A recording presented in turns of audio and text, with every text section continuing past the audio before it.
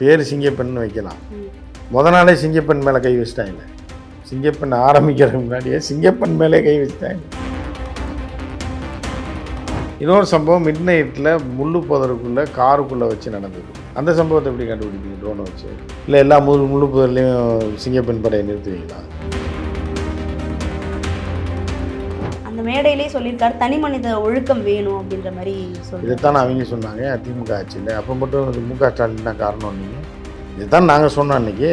திமுக ஆட்சியில் நடந்தால் முக ஸ்டாலின் காரணம், உங்கள் ஆட்சியில் நடந்தால் தனி மனித ஒழுக்கமா? அவருக்கு சொன்னால் அசிங்கமாக இருக்கும். அது வேண்டாம். இப்போ சிஎம் அவர் ஆகிட்டாங்க, அதனால் விட்டுருங்க அது மேட்ரை. அதாவது என்ன அப்படின்னா, எதை அதாவது நீங்கள் எதை சொன்னாலும் தெளிவாக சொல்லணும். எதையாவது ஒன்று போகிற போக்கில் ஊதி விட்டு போனீங்க அப்படின்னா என்ன? சும்மா சீனை போட்டிருக்காங்க, போட்டு எதாவது இது பண்ணி இவர் அதெல்லாம் எப்படின்னா அந்த மக்களோட இது கனெக்ட் பண்ணுறது சைக்கலாஜிக்கலாக என்னென்னா, இவர் வண்டியில் ஏறி உட்காந்து ஓட்டுறாருனோடனே அண்ணனே பிடிச்சிடுவார் அப்படின்னு நினச்சி அது வீணாக போய் சேர்த்துருவோம். சென்னையில் மழை நாசக்காடாச்சு, 5 பைசா தரல இவங்க மத்திய அரசு. 5 பைசா தரல. இப்போ எப்படி கொடுக்குறான்? அவங்க உள்குத்து இருக்கிறதுனால கொடுக்குறாங்க. ஒரு பொண்ணு இருக்குது, 8th வீட்டில் 3வது வீட்டில் ஒரு பெரிய கோடீஸ்வரன் இருக்கா, இது கஷ்டப்படுது. அப்போ பக்கத்து வீட்டுக்காரன் சொல்கிறான், ஏம்மா அவரோட இணக்கமாக இருந்ததுனால உனக்கு கார் வாங்கி தரேன்றாரு, வீடு வாங்கி தரேன்றாரு, ஏம்மா நீ கஷ்டப்பட்டு வேலைக்கு போயிட்டுருக்க அப்படின்னு கேட்டால் ஆமாம். அப்புறம் என்ன இருக்குது? அப்புறம் என்ன தன்மானம்? நம்ம பிடுங்குறக்கா இவனுக்கு ஓட்டு போடுறாங்க. இதெல்லாம் கேட்கும்போது என்ன இருக்குன்னா, எல்லாத்தையும் கேனைன்னு நினச்சிட்டாங்களா, என்ன நினைக்கிறாங்கன்னு ஒன்று. இப்படிப்பட்ட ஒரு கேடு கெட்ட தொண்டர்களை கொண்ட அது அந்த கட்சியை சொல்ல முடியாது. இந்த கேடு கெட்டவெல்லாம் போய் அந்த கட்சியில் சேர்ந்துருக்கான்னு சொல்லாமல் தவிர அந்த கட்சி கேடு கெட்டவர்களை சேர்த்துருச்சுன்னு சொல்ல முடியாது. ஆச்சி மசாலா எந்த சமையலும் ருசி தேடும் ரகசியம் 20 ரூபாய். ட்ரோன் மூலியமா பாதுகாப்பெல்லாம் ஏற்படுத்தப்படும் அப்படின்ற மாதிரி சொல்லியிருக்காங்க. இது எப்படி சாத்தியம், எப்படின்னு பண்ணுவாங்க? அதுதான் யாருமே கேட்க மாட்டீங்களே. நீங்கள் விஜய் ஃபங்க்ஷனுக்கு வந்த ரிப்போர்ட்டுன்னு கேட்கல, யாருமே கேட்கல. ட்ரோன் 1.5 மணி நேரத்துக்கு மேலே பறக்காது. கண்டினியூஸாக பறந்தா ஹீட் ஆகி வெடிச்சிடும். மேலேயே 1 மணி நேரம் பறக்கும். அதை எங்கே போய் பறக்க விடுவாங்க? வலசரவாக்கத்துலேருந்து ஒரு பொண்ணு கோடம்பாக்கத்துக்கு காலேஜுக்கு போகுது. அதுக்கு பின்னாடி இன்னும் 4 பிள்ளைங்க போகுது, 5 பிள்ளைங்க போகுது. இப்போ ட்ரோன் பின்னாடியே போகுமா? எப்படி பாதுகாப்பு கொடுப்பீங்க? என்னான்னு கொடுப்பீங்க? அந்த ட்ரோன்லாம் எங்கே பறக்கும்? எங்கே பறக்கும் ட்ரோனு? எங்கே பறக்க விட போகிறீங்க? கேட்டால் சொல்லுவாங்க கூட்டமாக இருக்கிற இடம் பீச்சில் போய் எவனுமே இது பண்ண போகிறதே இல்லையே. புரியுதா அவங்களுக்கு? சம்பவம் எங்கே நடக்குது? பீச்சில் ஏதாவது நடந்திருக்கா இது வரைக்கும்? நடந்திருக்காது. எங்கேயோ நடக்கிற சம்பவத்துக்கு இவங்க இங்கே ட்ரோனை பறக்க விட்டு என்ன பண்ணுறது? இப்போ யூனிவர்சிட்டியில் ஒரு சம்பவம் நடந்துச்சு, அண்ணா பல்கலைக்கழகம். அது எங்கே நடந்துச்சு? எப்போ நடந்துச்சு? நைட்டில் முள்ளு போதற்குள்ளே நடந்துச்சு. இந்த மாதிரி சம்பவங்கள் எப்படி நீங்கள் கண்டுபிடிப்பீங்க ட்ரோனை வச்சு? இன்னொரு சம்பவம் மிட் நைட்டில் முள்ளு புதருக்குள்ளே காருக்குள்ளே வச்சு நடந்தது. அந்த சம்பவத்தை எப்படி கண்டுபிடிப்பீங்க ட்ரோனை வச்சு? இல்லை எல்லா முள்ளு புதர்லேயும் சிங்கப்பெண் படையை நிறுத்துவீங்களா? எங்கெங்கெல்லாம் புதர் இருக்குது, இது இருக்குன்னு என்ன பண்ணுவீங்க? ஸோ அதனால் இது ஊரை ஏமாத்துகிற ஒரு பைத்தியக்காரத்தனமான ஒரு குருட்டுத்தனமான ஒரு இவங்களை ஏமாத்துறதுக்கு பண்ணிகிட்ருக்காங்க. ஒரு வாரத்தில் என்னன்னு தெரியும் என்னென்ன சம்பவம் நடக்குது. அந்த மேடையிலே சொல்லியிருக்காரு தனி மனித ஒழுக்கம் வேணும் அப்படின்ற மாதிரி சொல்லி. இதைத்தான் அவங்க சொன்னாங்க திமுக ஆட்சியில். அப்போ மட்டும் முக ஸ்டாலின் தான் காரணம். நீங்கள் இதைத்தான் நாங்கள் சொன்னோம் அன்றைக்கி. அதுக்கு முக ஸ்டாலின் காரணம். நீங்கள் திமுக ஆட்சியில் நடந்தால் முக ஸ்டாலின் காரணம், உங்கள் ஆட்சியில் நடந்தால் தனி மனித ஒழுக்கமா? இப்போ அதை சொல்லிக் கொடு. தனி மனித ஒழுக்கம் இல்லாததானே பாதி பேர் உனக்கு ஓட்டு போட்டிருக்காங்கன்ற ஒரு கேள்வி வரும். அக்காவாக இருப்பேன், தங்கச்சியாக இருப்பேன், பொண்டாட்டியாக இருப்பேன்ற டிக்கெட்டுகள் தான் நிறையா ஓட்டு போட்டிருக்கு. அப்போ அதுக்கு என்ன இது என்ன தனி மனித ஒழுக்கம் இல்லாத இடத்துல வச்சு நீங்கள் என்ன பண்ணுவீங்க? என்ன பாதுகாப்பு கொடுப்பீங்க? அப்போ அதை மாற்றுறதுக்கு நீங்கள் என்ன திட்டம் வச்சுருக்கீங்க? தனி மனித ஒழுக்கத்தை கொண்டு வர்றதுக்கு என்ன திட்டம் வச்சுருக்கீங்க? சமூகத்தை மாற்றுறதுக்கு இந்த அரசாங்கம் என்ன மாதிரியான முன்னெடுப்பு எடுக்க போகுது? இப்போ இந்த மாதிரி சிங்கப்பெண் சிறப்பு அதிரடிப்படை மாதிரி திட்டங்கள் கொண்டு வந்தாலே போதும்னு நினைக்கிறாரா சார்? தனி மனித ஒழுக்கம் வந்துடும், மக்கள் எதுவுமே பண்ண மாட்டாங்க குற்ற செயல்கள். அதே போலீஸுக்கு நேற்று வரைக்கும் அந்த மாதிரி தானே இருந்துச்சு. இன்றைக்கி அதுக்கு ப்ளூ ட்ரெஸ்ஸு தச்சு போட்டிங்கன்னா அதை பார்த்தோன்னே பயந்துருவாங்களா? அதுதானே வடிவேல் காமெடி சொன்னேன். மறு வச்சுட்டிங்கன்னா ரவுடி ஆயிடுவீங்களா நீங்கள்? அதே வடிவேல் தானே காமெடி தானே அது.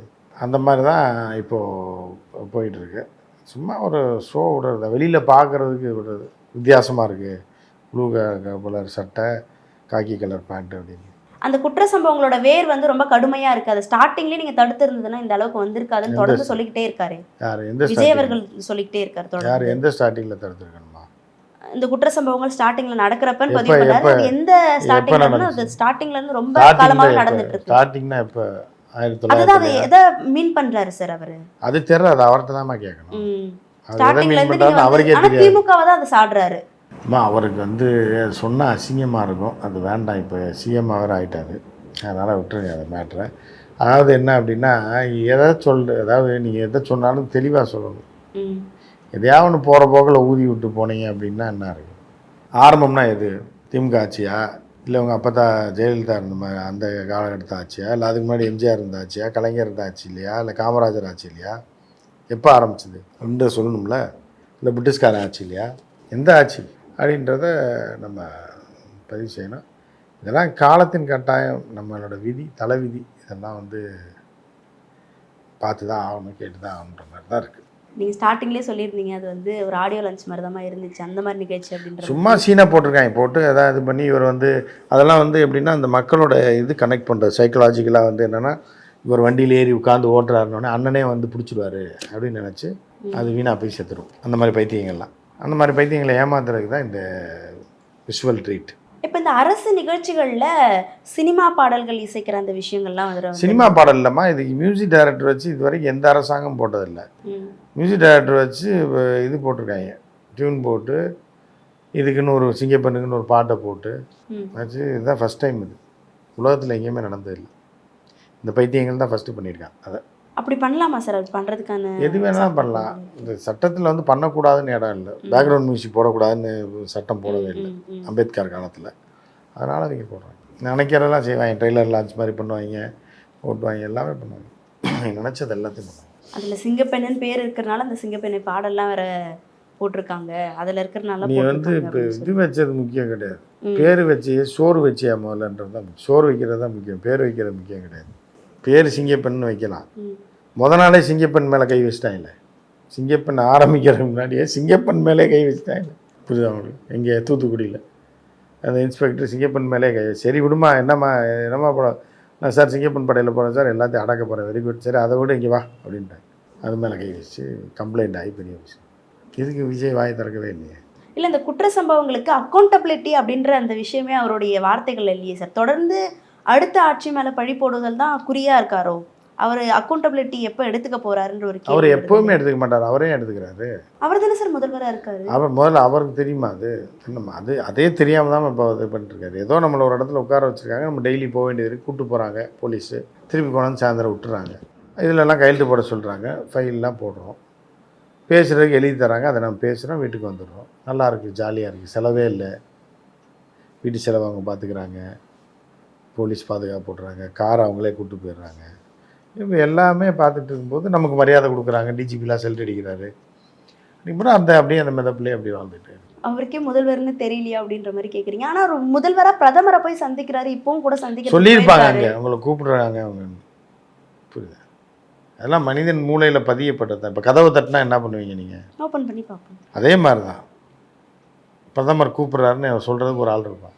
இல்லைன்னா சார் போய் பார்க்கலான்னு ஒருத்தர் சொல்லுவான், ஓகே கூப்பிட்டு போவாங்க, திருப்பி கூப்பிட்டு வந்து இங்கே விட்டுருவாங்க. இப்போ இந்த முறை போயிருக்கார் நிதி ஆயோக் கூட்டத்தில், அங்கே ஏதாவது பேசுவார்னு எதிர்பார்க்கலாமா? அதையும் சொல்லி கொடுத்துருப்பாங்க அப்படின்ற மாதிரி எழுதி கொடுத்துருப்பாங்க, அதை எழுதி கையில் கொடுத்துட்டு உட்காந்துட்டு வந்துடுவார். தமிழ்நாடுடைய பிரச்சனைகள்னு சொல்லி அதை அதை எதுக்கு பேச வேண்டிய அவசியம்? பேசணும்னு யாராவது தேவை இருக்கா? சட்டத்தில் இருக்கா? எழுதி கையில் கொடுத்துட்டு வந்துட வேண்டியது. ரிட்டனாக கொடுத்தாலே போதுமானதா சார்? அதுவே ஆமாம், அப்போ தெரியாது. அவன் கண்ணு காது மூக்கு எல்லாம் தானே இருக்குது. நிர்மலா சீதாராமனுக்கு கண்ணு இருக்குல்ல, படித்து பார்த்துருவாங்க. அவ்வளோதான். சரி, பேசி என்ன சொல்லி என்ன பண்ண போகிறோம்?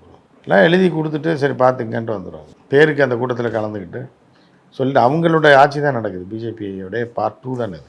அதனால் அவங்க பார்த்து தம்பிக்கு நிதி கொடுத்து விடுங்க. இப்போ நேற்று கூட 1000 கோடி கொடுத்துருக்காங்க போல. பேரிடர் மேலாண்மை நிதி எல்லா வருஷமும் கொடுக்குறது. எப்போ கொடுத்தாங்க? எல்லா வருஷம் எங்கே கொடுத்தாங்க? போன வருஷம் எங்கே கொடுத்தாங்க? அதுக்கு முந்தின வருஷம் எங்கே கொடுத்தாங்க? இப்போ சென்னையில் மழை வந்து நாசக்காடாச்சு, 5 பைசா தரல இவங்க மத்திய அரசுலேருந்து. 5 பைசா தரல. இப்போ எப்படி கொடுக்குறான்? அவங்க உள்குத்து இருக்கிறதுனால கொடுக்குறாங்க. அதே மாதிரி இப்போ போய் எழுதி கொடுத்துட்டு வருவாங்க. செங்கோட்டையன் சொல்கிறாரு, நீங்கள் மத்திய அரசோட வந்து கொஞ்சம் இணக்கமாக இருந்தீங்கன்னா அவங்க செய்வாங்கங்க அப்படின்ற மாதிரி சொல்கிறாரு. இது வந்து கேவலமாக சொல்ல வேண்டியது வர, அது நல்லா இருக்காது. ஏன் சார் இந்த இதுக்கு இப்படி? அதுதான்மா, ரொம்ப கேவலமான பதில் சொல்ல வேண்டியது இருக்குது செங்கோட்டையனுக்கு. அது ரொம்ப அசிங்கமாக இருக்கும் சொன்னால். இணக்கமாக இருந்தால் செய்வாங்க அப்படின்னா இது புரியுதா உங்களுக்கு? ஏன் மத்திய அரசு கூட முரணே இல்லாம நம்ம சமரசமா இருந்தாதான் செய்வாங்க ஏன் இப்போ ட்ரம்ப்போட இணக்கமாக இருந்தால் கூட தான் எல்லாருமே செய்வான் ட்ரம்ப். அங்கே போய் அமெரிக்காவில் அடகு வச்சு இருந்துட்டீங்களா அவங்களோட ஒருத்தன் வரான், அதே இதோட சேர்த்துறாங்க செங்கோட்டையன் விஜயோடலாம். என்ன நான் சொன்னேன்னு போட்டுறாதீங்க. ஒரு பொண்ணு இருக்குது, ஈத்த வீட்டில் 3வது வீட்டில் ஒரு பெரிய கோடீஸ்வரன் இருக்கா, இது கஷ்டப்படுது. அப்போ பக்கத்து வீட்டுக்காரன் சொல்கிறான், ஏம்மா அவரோட இணக்கமாக இருந்தேன்னா தான் உனக்கு கார் வாங்கி தரேன்றாரு, வீடு வாங்கி தரேன்றாரு, ஏம்மா நீ கஷ்டப்பட்டு வேலைக்கு போயிட்டுருக்க அப்படின்னு கேட்டால் எப்படி? அதுக்கும் நம்ம ஆமாம், அப்புறம் என்ன இருக்குது? அப்புறம் என்ன தன்மானம்? நம்ம பிடுங்குறக்காய் இவனுக்கு ஓட்டு போடுறாங்க. அவனுக்கு பிஜேபிக்காரனுக்கே ஓட்டு போட்டு போயிடுவான்ல தமிழ்நாட்டில். இவனுக்கு எதுக்கு ஓட்டு போடுறாங்க? இவனுக்கு மீன்ஸ் சொல்கிறவனுக்கு. இவன் போய் இவனுக்கு ஓட்டை போட்டு இவன் போய் அவனோட இணக்கமாக இருக்கிறதுக்கு அவனுக்கே ஓட்டு போட்டு போயிடுவான்ல. இதெல்லாம் அசிங்கமாக தெரியலையா? உங்களுக்கு அறிவு தான் இல்லைன்னா எதை பேசுறதுன்னு ஒரு இது வேணாம், அதை கேள்வி வேறு நீங்கள் வந்து கேட்குறீங்களேம்மா. இல்லை சார், இணக்கமான அவனுக்கு, அதாவது உதாரணத்துக்கு சொல்கிறேன், இவன் போய் அவனோட இவனுக்கு ஓட்டை போட்டு அவனோட போய் இணக்கமாக இருக்கிறதுக்கு அவனோட இவன் இணக்கமாக இருந்திருப்பான்ல. பிஜேபிக்கு எல்லா பேரும் ஓட்டு போட்டானா அவனே செஞ்சுட்டு போகிறான். இவன் எதுக்கு நடுவில் ஒருத்தன்? நடுவில் ஒரு புரோக்கர் எதுக்கு? நான் செங்கோட்டையனை செங்கோட்டையன் சொல்லுன்றாங்க நினச்சினாங்க. ஒருத்தன் இருக்கான், இந்த புரோக்கர் எதுக்கு? இவன் எதுக்கு இந்த புரோக்கரு? நேரடியாக அவனே போய் பார்த்து பேசி முடிச்சுப்பான்ல. அந்த தன்மானத்துக்காக தானே உனக்கு ஓட்டு போகிறான், திமுக ஓட்டு போகிறான், காங்கிரஸ் எதுக்கு மாற்றி எல்லாம் பைத்தியம் முடிச்சவன உட்காந்துருக்கான்ல. ஏன் ஒருத்தனுக்கே போடான், மாற்றி போகிறான். ஒருத்தன் அஜித்துக்கு போகிறான், ஒருத்தன் விஜய்க்கு போடுறான், ஒருத்தன் திமுகவுக்கு போடுறான், ஒருத்தன் காங்கிரஸுக்கு போடுறான். ஏன் எல்லாருமே திமுகவுக்கு போட்ட வேண்டியதானே? இல்லை எல்லாரும் விஜய்க்கு போட்ட வேண்டியதானே? இல்லை, அவர் இணக்கம்ன்றது முரண் இருந்தாலும் ஒரு நட்புறவை பேணி நம்ம வாங்க. நட்புறவை பேணாமல் எவன் இருந்தான்? எல்லாரும் நட்புறவை பேர் தான். ஸ்டாலின் போய் பார்க்கலையா? நட்பு எதிர்த்து இப்போ சட்டையை பிடிச்சிட்டா வந்தார். அவரும் போய் பூங்கொத்து கொடுத்து பார்த்து தானே வந்தார் நட்புறவில். அப்புறம் என்ன இருக்குது? ஸோ அவங்க எதிர்பார்க்குற வேறு இந்த மாதிரி பைத்தியங்கள் ஒவ்வொன்றும் சொல்லுவான். ஒருத்தன் இதெல்லாம் செங்கோட்டையன் சொல்கிறேன்னு நினச்சிடாதீங்க, சொல்கிறேன் ஒருத்தன் சொல்லுவான். டெல்லியில் இந்தியா கூட்டணி வந்து நடந்திருந்தது. அந்த கூட்டம் நடந்தப்போ திமுக வந்து தவிர்த்துட்டாங்க அந்த கூட்டத்தில் வந்து பங்கேற்காம. அந்த டெல்லியில் ஒரு சில இடங்களில் பதாகைகள் வைக்கப்பட்டிருந்துச்சு. காங்கிரஸ் வந்து தொடர்ந்து 20 வருஷமாக எங்கள் மேலே சவாரி செஞ்சுருந்தது அப்படின்ற மாதிரி கடுமையான விமர்சனங்கள் வைக்கப்பட்டதை பார்க்க முடியுது. முரசொலியில் அதிகாரப்பூர்வமாக வந்துருச்சு, இது வந்து திமுக சார்பில் தான் வச்சுருந்தோம் அப்படின்னு சொல்லி. ஏன் இந்த அளவுக்கு விமர்சனம் பண்ணணுமா சார் காங்கிரஸ்? விமர்சனம் பண்ணால் இப்போ எல்லாத்தையும் பிடிங்கிட்டு ஓடி போயிட்டான் அப்படிங்கும்போது விமர்சனம் இல்லை அந்த விமர்சனம் ரோட்டில் ஒரு பொண்ணு போது செயின் எடுத்துட்டு ஒருத்தன் ஓடி போயிட்டான்.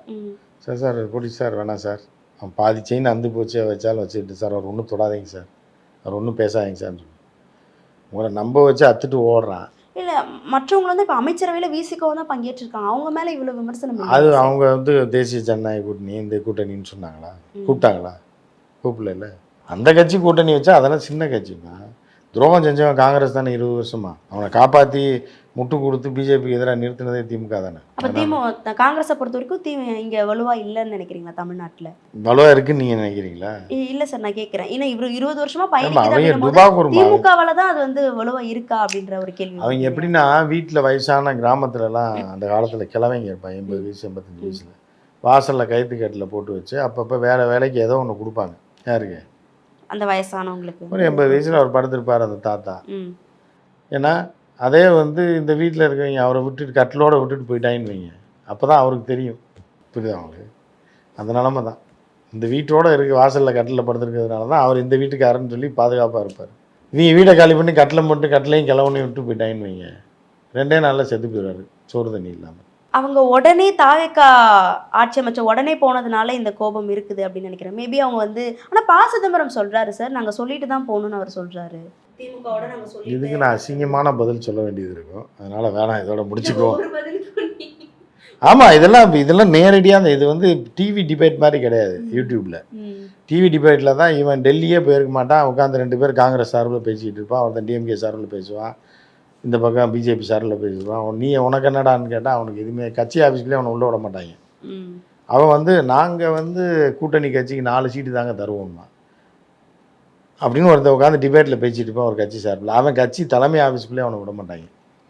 இது அந்த மாதிரி கிடையாது. நேரடியாக நீங்கள் கேட்குறீங்க, நேரடியாக நான் பதில் சொல்லிவிட்டேன். அது ரொம்ப அசிங்கமான பதிலாகவும் இருக்கும்.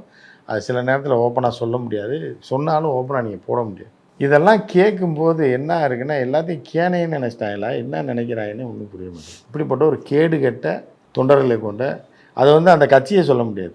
இந்த கேடு கெட்டவெல்லாம் போய் அந்த கட்சியில் சேர்ந்துருக்கான்னு சொல்லாமல் தவிர அந்த கட்சி கேடு கெட்டவர்களை சேர்த்துருச்சுன்னு சொல்ல முடியாது. நீங்கள் சொன்ன மாதிரி தான் விஜய் குற்றம் சொல்ல முடியாது. ஏன்னா விஜய் வந்து கேடு கெட்டவர்களே உருவாக்கலை, ஆனால் கேடு கெட்டவர்கள்லாம் அதில் போய் சேர்ந்துட்டாங்க, பதவியோ ஏதோ கிடைக்கும்னு சொல்லி. வந்தவர்களை அவர் அரசியல் மயப்படுத்தாம இன்னுமே அவங்கள அப்படியே அரசியல் எப்படி வச்சுக்கிறாரு. படுத்துறாரு? அவருக்கே படுத்தினா தானே அவர் படுத்துறாரு.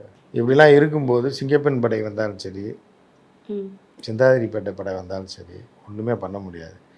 இந்த சமூகத்தில் நடக்கக்கூடிய அவலங்கள், இந்த கேடுகெட்டவர்களை வந்து ஆணாக இருந்தாலும் பெண்ணாக இருந்தாலும், இந்த கேடுகெட்டவங்களை கேடுகெட்ட சமூகத்தில் இருக்கக்கூடிய இந்த மாதிரி சில கல்ப்ரிட்ஸை வந்து அவர்கள் மாறணும். இல்லைன்னா அதை மாற்றுறதுக்கான வழி ஏற்படுத்தினா மட்டும்தான்.